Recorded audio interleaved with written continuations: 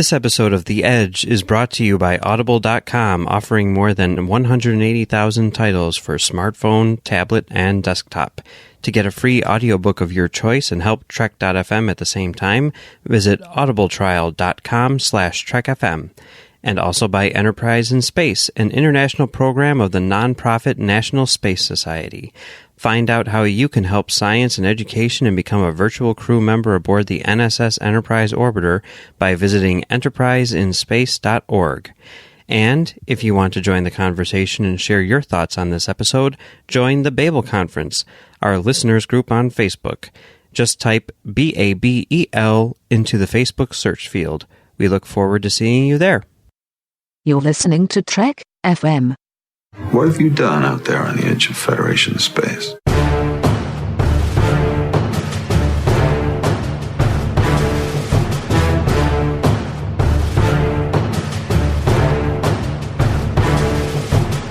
Welcome, listeners, to Postcards from the Edge. I'm your new host, Christopher D. Littlefield, but don't despair. With me this week is the co-host of The Edge main show, Earl Grey, Trek FM's dedicated TNG podcast, and our former Postcards host, my very dear friend, Amy Nelson. Amy, thank you for being our guest on Postcards and passing the torch to me today. Well, I'm so very excited, and I love any opportunity I get to talk to you, Chris. So thank you. Well, I feel the same way. This is so cool. It's so good to see your face, and I'm glad we're talking about Trek today. How does it feel to be a guest on your own podcast? Okay. For some reason, I'm really nervous. Really? Yes. I just oh my gosh, I've got my heart's beating fast. I'm like, oh, I better do good. I hope he likes me. No, that's how I'm supposed to feel, because I'm standing in your shoes now, and they're big shoes to fill. Everybody loves you. Oh my gosh. It's wonderful. And I'm just so glad that, you are taking this on. I had a very wonderful, that was 40 episodes that I did Postcards. So yeah. Yeah. I mean, it's really an honor to host Postcards, because this was the first podcast that I started listening to when I joined Trek FM 2 years ago when Discovery premiered. Oh my gosh, I didn't know that. Yep. And I remember how excited I used to get when you'd post the thread for the comments, and how excited all of us listeners got when you'd read out our comments on the air and say our names. It was just so cool, and it really kind of started building that sense of community for me. And you're the one that's initially responsible for all of that. Well, you were my first Trek FM friend, so that makes it even more special. Yes, and what a friendship it is. It has definitely grown. Yeah, yes. And you've come to visit me in New York, and I've come to visit you in Las Vegas, and we roomed together for STLV. I know. It's so amazing. Yes, I love the Trek family. Yeah. Oh my gosh, yeah. And all brought to us together because of Postcards. That's right. That's right. It's so good to be here, and it's even better that you're here. Today, we're discussing the fan response to Short Trek's Q&A. If you would like to participate and share your response, please post your comments on the Babel Conference, our listeners group on Facebook. Type BABEL into the search field, and it will come right up. We'll create a special Postcards discussion thread right before each new Star Trek episode. Leave your comments, and they just might get read on the air. So, Amy, as of this recording, we have 75 comments on the Postcard thread. And in keeping with tradition and honoring you as a math teacher, I want us to continue to keep track of the number of comments and the percentage increase and decrease, increase or decrease. That really makes my Trek heart happy and my math heart happy. Yeah. Well, we have to keep you happy. Well, Amy, will you do us the honors and get us started? Yes. So we have Justin Ozer, my co-host on Earl Grey, says, it was so wonderful to spend more time on Pike's Enterprise, to get to know number one more, played brilliantly by Rebecca Romijn, to see the interaction with a younger Spock, played amazingly by Ethan Peck. It was a delight and a lot of fun. So, Justin, thank you for your comment. I have to agree. Rebecca Romijn and Ethan Peck were amazing. I really got to see so much more in their character because of this short trek than we ever got to see on Discovery. Yeah, I love how they're fleshing out number one. It's so cool to see Rebecca Romaine really sink her teeth into it and give us a lot more behind that. She looked a little different to me, actually. Yeah? I don't know, did she look younger or more relaxed? I couldn't figure it out whether her hair was longer or if they did her makeup differently. I don't know. There was something different. Listeners, let me know if I'm just crazy or if you saw something different too. I think I'm always just awestruck at how amazing she always looks. Like, she's just always looks so beautiful and so smart, and she's really just stunning, you know? Yes. I did notice that her pants were a little bit different when they showed they kind of had pockets in them. Oh, yeah. That's right. I didn't see that before. Yeah. Billy Wells Logue, and forgive me if I'm saying your name wrong, said, "Oh, new Trek to watch today, and it did not disappoint. Spock's first day on the Enterprise. I should have better things today, but I'm kind of speechless." Yes, I was too. At the end of it, I was just smiling at the end. I'm like, this is so perfect. And what can I say? It was a delight to watch. Yeah, I loved it. Tyler Orenchek writes, amazing. I think Michael Chabon is a great writer. It's so sweet to see that number one has a vulnerable side. I don't know why, but seeing Captain Pike again made me almost cry. Tyler, I am so with you. When I saw Pike sitting in the chair, I was like, oh, there you are. Oh, yes. It was wonderful. Yeah, I wasn't sure if we were going to see him. And then as soon as we saw him on screen and his ever-changing gradients of gray hair, I thought of you immediately, Amy, because I knew that would make you happy. Whew, it's getting hot in here. It was a nice ending, you know, just sort of, you know, bookend the whole thing because it's so closely related to Discovery that we needed to see Pike. So, yeah. And how gorgeous was that, the view screen, what they were looking at out there? Yes. Wasn't it? Yeah.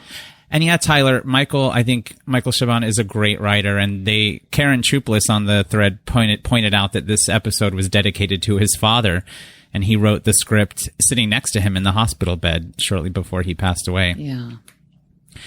Andrea Boot says, "Thanks to the miracle of modern technologies, I was finally able to watch this. Loved the awkward dynamic between Spock and Una. I guess even in the 23rd century, being stuck in a lift with coworkers doesn't get any less awkward." And yeah, I know a lot of viewers weren't able to watch it, but Alex Kurtzman said as soon as they know what's going to happen in other places with releases that are not U.S. and Canada, they're going to let us know. Yeah. I know. I felt bad because, I mean, Trek is worldwide. And, you know, we have listeners on the Babel conference and my friends elsewhere, and they're like, oh, I'm going to have to stay off social media, and, oh, I want to see it, or, oh, I'm going to have to watch it illegally. And not that we're promoting that, but, right. You know, Don't do that. They need to figure that stuff out. Yeah, I think that's kind of the only thing that's sad about getting new Trek in these little limited edition is that we don't know how our other friends can watch it. Yeah. So we feel for you, and we're wanting them to figure it out too. Yes. Paloma Bennett writes, I love how number one tests Spock by having him question her to annoyance and how long it takes, along with the fact that they both say interesting together. I want to see more number one in the future, either in Trek Shorts, Discovery, or hopefully in a Pike television show. Yeah, I was very impressed with her level of patience of, okay, ask me till annoyance. Like, okay, if my students start doing that, no, I'm just kidding.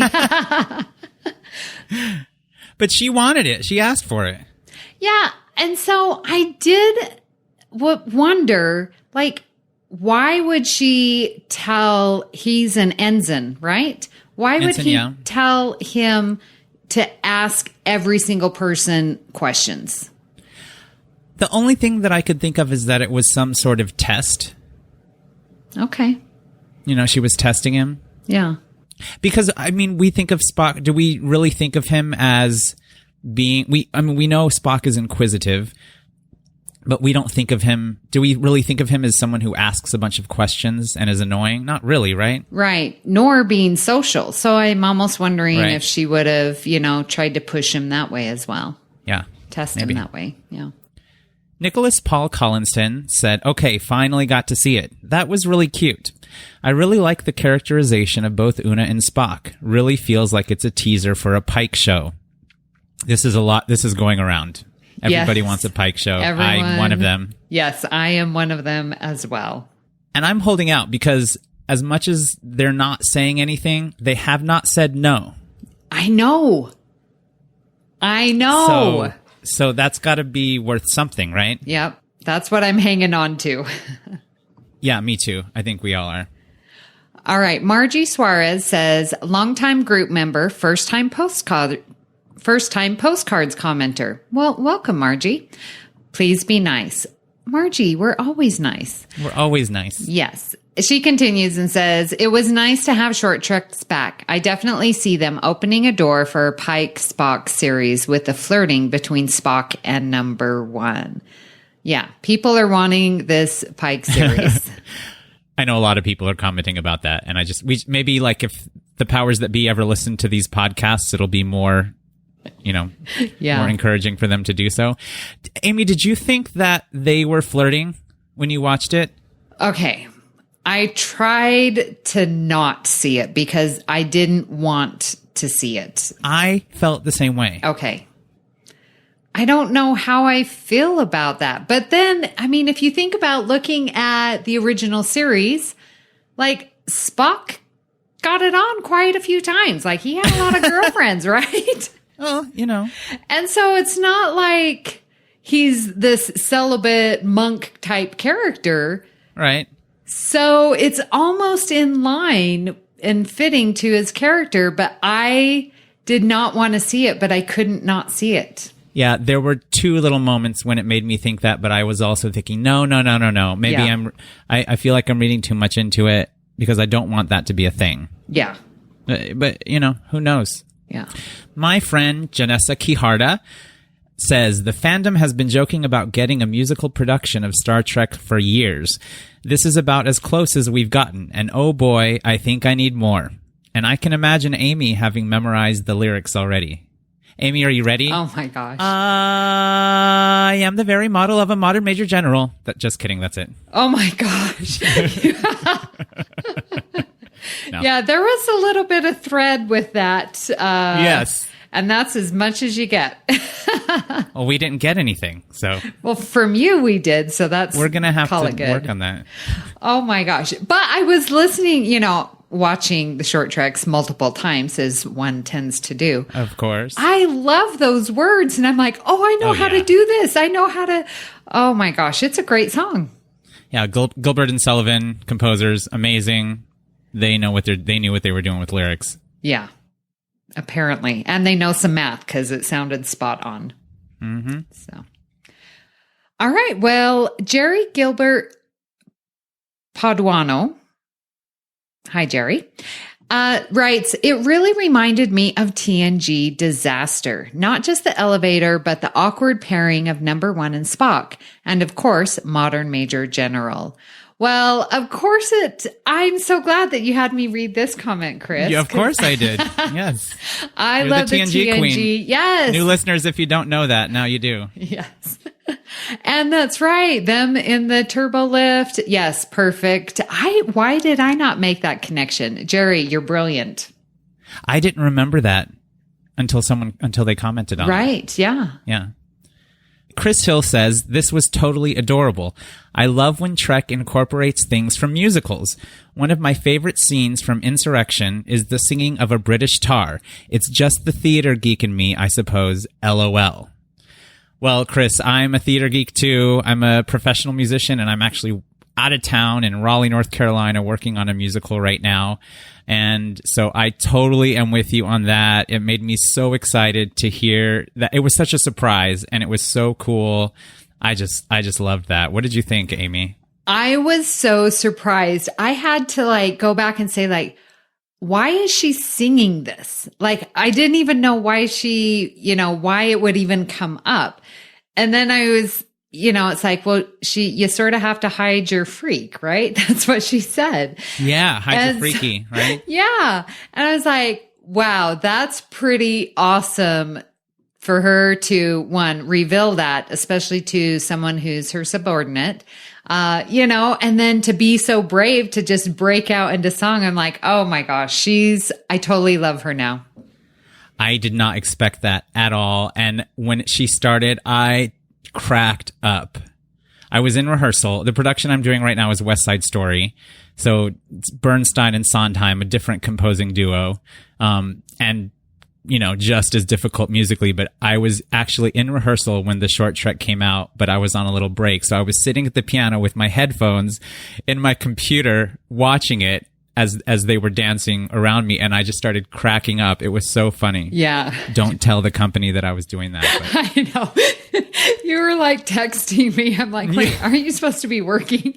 And you're like, yeah, I'm I was dying totally over piano. here. I was at the piano. I was texting. I put the post up on the Babel conference. I was messaging with Brandy Jacola from Live from the Edge, and she's like, oh my gosh, now we have to figure out how to do the live episode. It was just mayhem. Yeah. And we got all the trailers. I know. It was such a wonderful Trek day that day. It was a crazy day. Yep. It was very Trek-sighting. Yes. Oh. No, it's not. I don't think that's going to catch on. I don't know. Yeah. All right. Well, Jim Stoffel writes, it was nice to see the big three from the Enterprise back. The short itself was okay. Not much happened, but their witty banter was awesome. Yeah, the banter. That's why you're there. You're there for the relationships and the character development. Like, we got to see a lot. We got to, one thing that I think is oversighted or not noticed is the randomness and the variety of Spock's questions. Yeah. Like, he was going from favorite foods to, replicator modules, systems, whatever, to, quantum physics. I mean, he was all over the place. And I was like, that's pretty awesome. I don't know if I could consecutively ask that many questions in a row with that variety. And he went into it so quickly after she told him. I know. He just started throwing them at her, and then apparently it got too heavy, and it was all these detailed and technical stuff, and then he's like, do you like eggplant? Yep. He switched gears really quickly too. I know. Yeah. Dan Gunther. Hey, Dan. Very much love this. So great to get more insight into number one with more of a focus on her than she got during Discovery. Also nice to get some insights into Spock at the early point in his career. Also, the fact that it's made very clear that number one's name is Una, both in dialogue and on the computer readout early in the episode, is so cool. I love when the show borrows ideas from the novels, and the name Una comes from the writers of the Legacies trilogy of Star Trek novels. Leave it to Dan to, yes, bring in the novels. Good job, Dan. Mm-hmm. Yeah. So, question for you. Sure. Are you going to refer to her as Una, even though she multiple times tells Spock, you can call me number one? Am I, when I talk to her? When you talk about her on Star Trek social media. I think I'm going to call her number one. I'm going to respect her wishes because she Yeah. She said, call me number one. She means business. Yeah. I'm going to respect her. I'm going to call her whatever she tells me to call her. Exactly. All right. Justin Ozer says, I laughed when Una talked about her Unimatrix. Made me think of the Unimatrix on Voyager. And I thought that was interesting because, like, they were taking the two systems and combining it. And then that's what did she name it after her? Because she was the one to combine it? I think so. Okay. Yeah. That's pretty cool. I mean, she is a very confident person, and she seems like, this is who I am, this is what I know, and she's a pro, and why not name it after yourself? Exactly. I think she's to be respected, and she knows that she is to be respected. Yeah. I mean, and she's doing good work. I mean, making the food more nutritious and taste better. Palatable. Yes. Uh-huh. Come on. Yep. And speaking of Voyager, which, yes, Justin, it made me think of Unimatrix also. Our Voyager expert from Australia, Liam Smart, said, I very much enjoyed this short trek. Was simple and sweet and showed some more character building of number 1 that we all need. Rebecca Romaine is amazing. I didn't notice the uniforms were wrong and don't particularly care. Looking forward to the next one. Okay, I didn't notice it the first time, but then somebody brought it up, which we'll get to in a future comment. And, you know, the cage takes place at least 3 years before season 2 of Discovery. Well, we'll read the next comment and get there. Okay. All right. And that next comment belongs to Chris Chaplin. Hi, Chris. And he writes, the short was a nice bonding experience between number 1 and young Spock. It was wonderful to be with these characters again, but lapses in the world building storytelling stood out to me.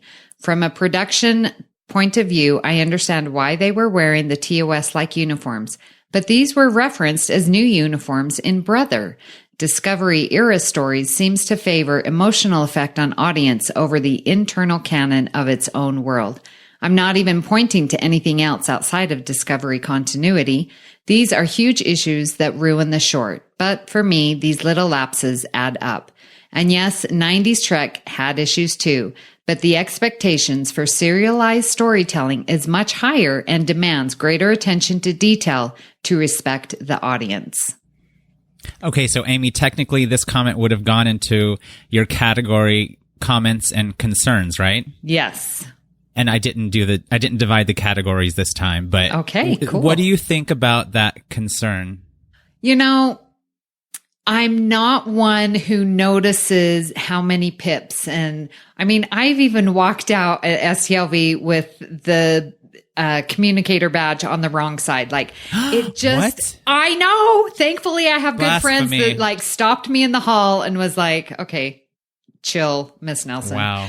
And like ships designs and stuff. It just, for me, that's not why I'm watching Star Trek, but I totally respect those that do really enjoy that aspect, because Star Trek for many series and for many episodes really do stay true and try to pay attention to those, you know, details. And so for them to not do it here, especially when they know that the new uniforms didn't even come until Discovery 2, right? Season 2, that this is before. So they shouldn't have those nice, shiny new uniforms. So I get it, Chris. I get it. Yeah, I get it too, Chris. For me, it doesn't ruin the short because I think it's wonderful. I think it's really well written and acted. But I agree. I think that I wonder if they're going to come out and retcon that somehow, because they tend to do that sometimes, you know, with the short trek where Georgiou came down to Kaminar and originally her shuttlecraft said the Shenzhou, and then they changed it to the Archimedes later on because she wasn't aboard the Shenzhou yet. Right. I wonder if they're going to come out with some type of explanation. But I did think, but you know, I don't want to criticize Gersha Phillips because she is a goddess, and her, I mean, with the costume design, she is just incredible. So I don't know. I guess we'll see. It didn't ruin it for me, but it was a little bit of an issue for me. I mean, is it just too shallow of me to say they looked great? They looked great. They looked great. I think that's undeniable. Yeah. Tim Cooper said, I could have really done without number 1 and Spock singing. But otherwise, I thought it was a great addition to Star Trek canon. I now want a series about Captain Pike's Enterprise more than before. Yes, another. All right. Another, yep. I didn't like the singing. Totally, Mark. Okay. Yeah. All right, Tim. Yeah. Okay.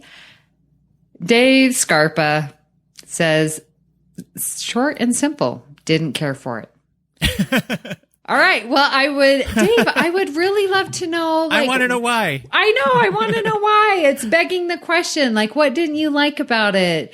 I don't know. Yeah. Write more, guys. Yeah, Dave, It's I totally totally respect fine. that you didn't like it. Totally Yeah. cool. Totally fine. We just love want to know dissenting why. opinions. I love Yes. dissenting opinions. Yeah. But tell when we post this, Tell us more, because I want to know why. Yes, Dave. Thank you for sharing, Dave. And we got a comment from Brandon Shea Matala. Finally watched Q&A. I really loved it. It was a lot of fun. My only complaint are that those turbolift shafts are still dumb. I am so looking forward to new short treks. This is what I'm looking forward to most, because the format is so versatile. I would love a full season of just short treks. Interesting. I'm so glad that Brandon commented. I was so excited to see that he did. Yes, Brandon, am totally with you. I don't get those turbo lift roller coaster things. And then even when they were stuck there and they're like, okay, we're going to send someone down. And I'm like, they're going to get run over by these roller coasters. Yeah. No, it doesn't even make sense, because in my mind, it's completely enclosed, and like in TNG, they're climbing up the ladder. Oh, yeah. They don't have that. I'm like, I'm too TNG, and this does not fit into my headcanon at all. Not at all. Well, I have like two views. I love the fact that we see the turbolift shaft and the intricacies of the working and them going back and forth. I love the fact that we see that. I think it's really cool for setting, Okay. Like before we go into the bridge, we see the outside of the ship. Before we go into the turbolift, we see them cruising around in the shaft. But there's way too much negative space. It's too massive. Yeah. It wouldn't be so spacious all around it, right? Exactly. Yeah. So I'm like, do it, but make it more realistic. Yeah, because exactly. They're not going to have this massive amount of space for just turbo shafts. Like, that's a waste of space. You're exactly right. And yeah, I don't care to see it. I'm fine. Just the doors opening and there it is. Sure. Okay. All right. Well, we have Paloma Bennett writing in and says, Spock smiling along with number one's advice about hiding the freaky to reach command is heartbreaking and sweet. Well, Paloma, I wonder, why is it heartbreaking? Like, cause I guess if you're in command that you sort of have to, hold that back, maybe? I felt the same thing, Paloma. I found when she said about showing your freaky, it immediately made me think of what Michael Burnham told him when he was a kid to get him to stop following her about the half-breed thing. And I feel like that comment may have been triggering for Spock in some way. Wow. And I think it may have taken him back to that moment a little bit, and which was, as we know, the cause of a lot of his pain that he carried through into adulthood. Mm-hmm. And I also feel like I understand why number one says that, because as a teacher, you're not guards down. Your guard is not down immediately with new students. And as a music director or a pianist, in a show, I'm not immediately totally casual. We talked about this on our masks episode. We wear different masks depending on the role that we're playing. Exactly. And I can't remember which episode of Earl Grey that is, but it's a great episode, listeners. And so I think that there's this duality of wanting to be who you are and honoring who you are 100%, bringing everything you are to the table, and then also having to command respect from people that don't know you. Yep. So it's this balance, it's this line that everybody has to walk. And that is the hard part, like you're saying, because you have to command respect for people who don't know you. And so if you do say something sarcastic or something, that if someone knew you would know you're joking or that understood the context of your comment, but people don't always know you, especially when you're in that position of command, because you're not going to know every single person depending on the size of the group, But you, as a teacher, you display your freaky. You've got your Star Trek stuff. I do. All over your classroom. Yes. Which I think is really cool, because I think as a student, maybe they think, oh, Miss Nelson there's something different about her, and then it makes them kind of curious. Yeah, I definitely my classroom has my personality. And sometimes I walk into other classrooms and I'm just like, you could swap out the teacher and you would never know. And to me, that's sad. Oh, yeah. I like that. For this show in particular that I'm rehearsing right now, for the first several days of rehearsal, I dress, with a button down untucked in jeans or something, looking nice, but not too formal, not too casual. And then I waited several days before I wore my first Star Trek t-shirt. Yeah. I'm like, because I don't know most of the people I didn't know most of the people in this cast. And I'm like, okay, well, let me keep it like a little bit, separate. And then I started relaxing more. Yeah. And then I wore my Ethan Peck Spock shirt today, which I have on right now. Nice.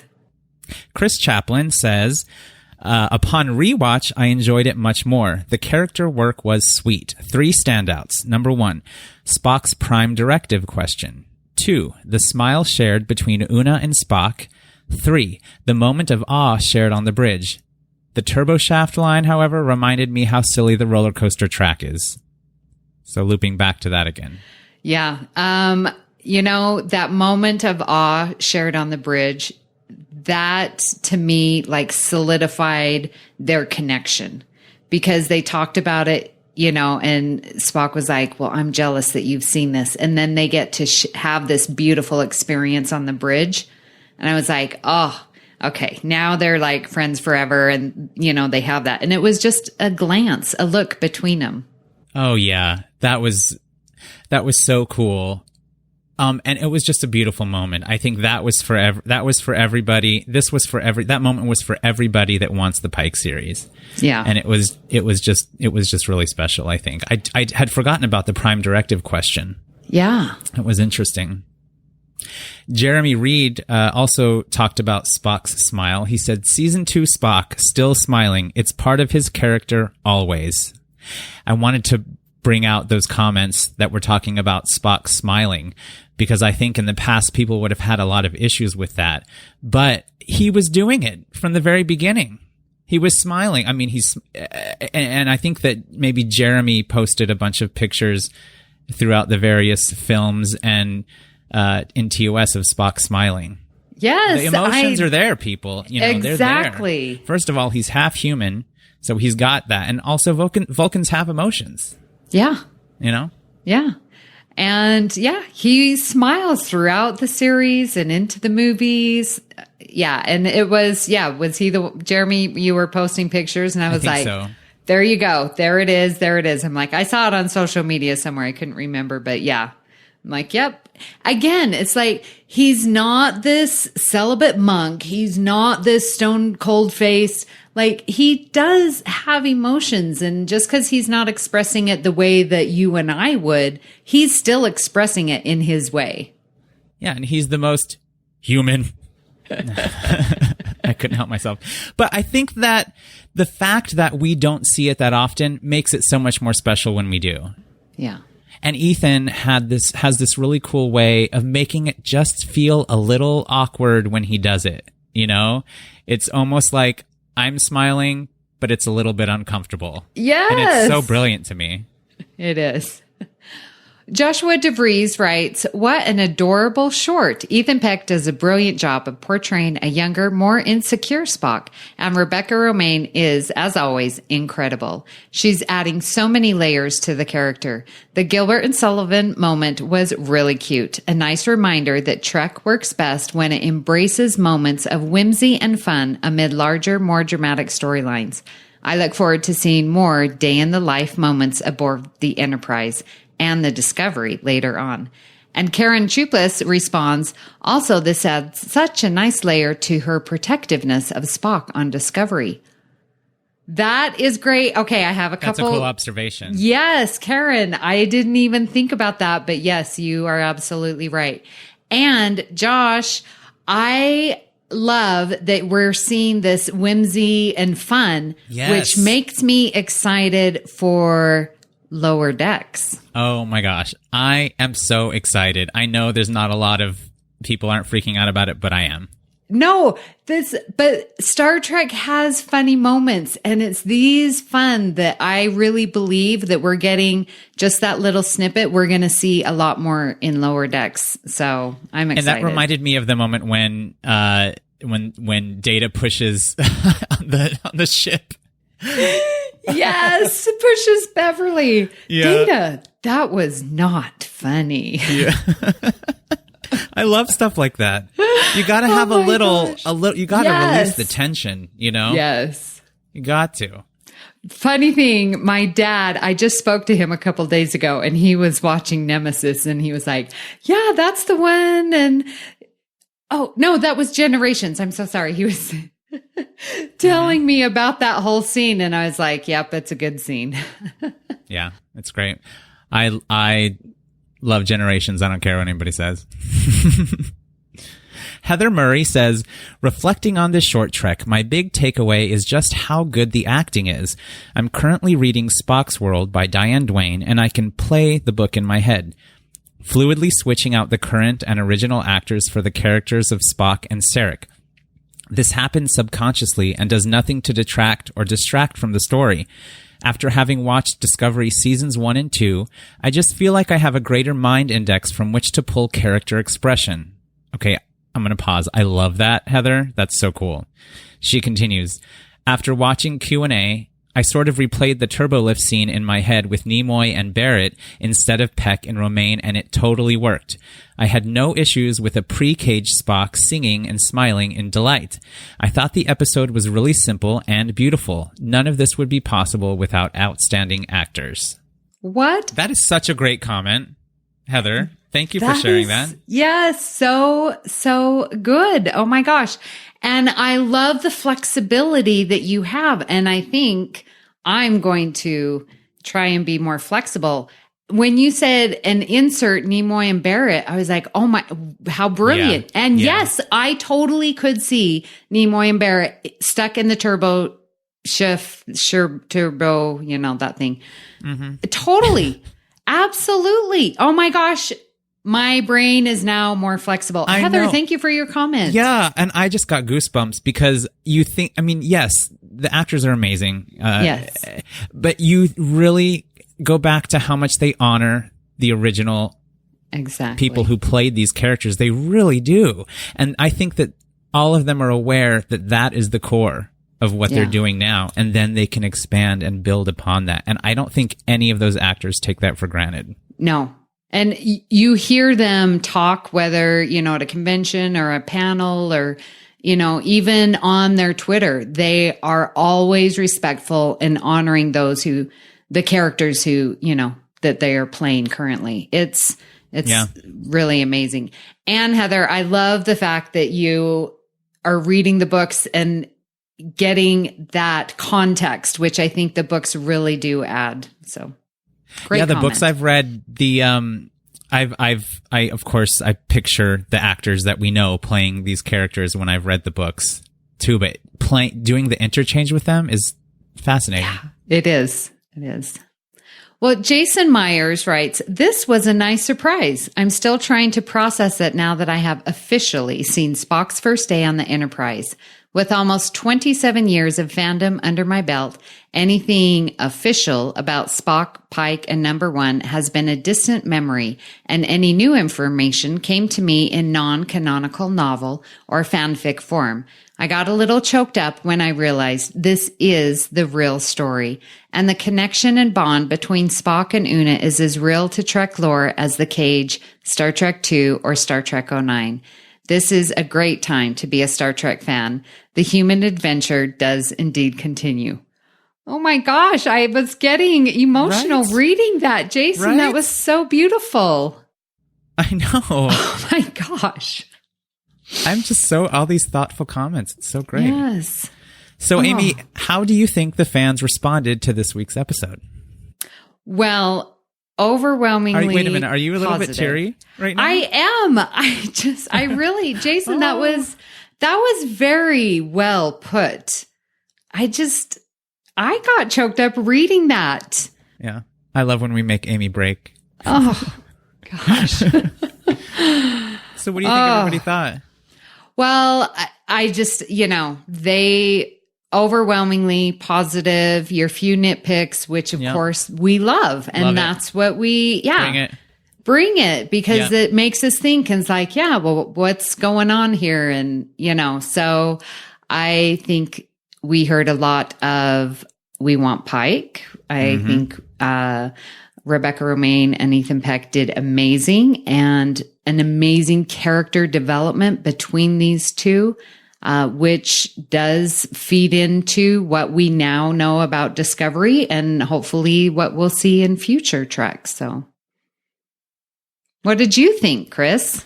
Oh, I really liked it. I watched it 3 times. I didn't get a chance to watch it today because I had rehearsal all day, but when you rewatch, you notice things that you didn't notice the first time, and that keeps happening. Oh, one thing that I thought was really cool was when we saw Spock's ear at the beginning when he transports over, you could see like the blood vessels in the ear or something. Like the attention to detail, it looked like a real Vulcan ear or half human, half Vulcan ear. It just looked so cool. I love little details like that. Mm-hmm. I thought it was brilliant and a great way to start this new mini season, I guess, of short treks, because we're going to get several more very soon. Yes, we are. And actually, we're recording today on a Wednesday, so we're getting the second one tomorrow. But and a lot of them are going to be different. We're going to get some animated ones. Yes. So I think this was a great kickoff and what a nice surprise for us to get it. Be sure to check out our Discovery and Short Treks coverage. Live from the Edge for each new Short Treks will air on Thursdays at 9 p.m. Eastern, so you can watch Brandy and Bruce and ask questions live, and will be released as a podcast the next day. Our commentary will be available as Tracks from the Edge with Mike and Max. And of course, you can catch full analysis on the Edge main show with Amy and Patrick. You'll find all of these in the main feed for the Edge and in the Trek FM master feed. We'd love to hear your thoughts on Discovery, and the best place to do that is the Babel Conference, our listeners group on Facebook, where I will collect your feedback for postcards. You can also find us on Twitter at TrekFM, or send us an email using the contact form on our website at trek.fm/contact. Choose to send to a show and select The Edge. Amy, it was so fun talking Star Trek Short Treks with you today, and I cannot thank you enough for being here and for all that you do for the Trek FM community and for me personally. Well, thank you, Chris, so much for having me on. I feel very honored to be your first guest. And the honor is mine. You are truly the torchbearer. Oh, I was wondering if one of us was going to... I thought about saying that. You are my torchbearer, and it's just so, and I'm glad that I got to read the names, because postcards really, and I said it last time that, you really get a bond with reading people's words, and it's truly a wonderful experience, and I'm excited to see how you take the show and what you do with it. So, and this is your baby. I mean, first of all, the listeners and the fans love you, and I hope that they're willing to give me a chance, because it is an honor for me too, and I'm very happy and excited to do it. But I know I have some big shoes to fill, as I said, and I hope that I do you proud. Well, you are off to a great start. Just keep having great guests like me. No. Right?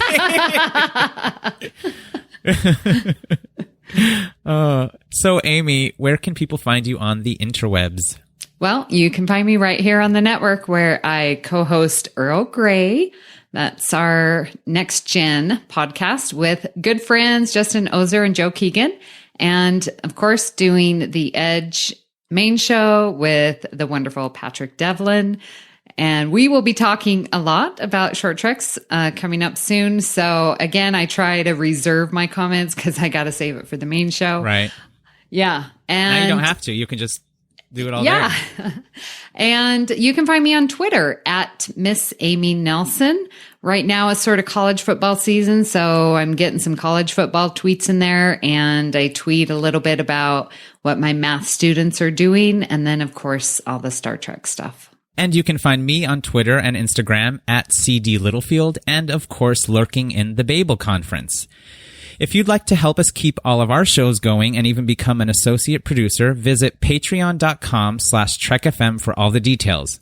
I would like to thank our associate producers, Norman C. Lau, Tony Robinson, Thomas Puleo, Lisa Slack, Shoaib Mirza, Richard Rutledge, James Muldrow, Cornelia Reutner, Ryan Maillet, Chris Tribuzio, Bryan Meloche. Thank you for supporting Trek FM and especially The Edge. Join us very soon for another episode of Postcards from the Edge right after the next Short Treks, The Trouble with Edward, is released. Amy, do you want to do this together? Yes. Thank you very much, and hailing frequencies open.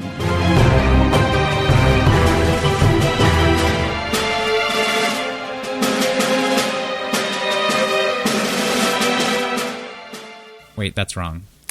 Yeah, you need to say trek.fm. I know.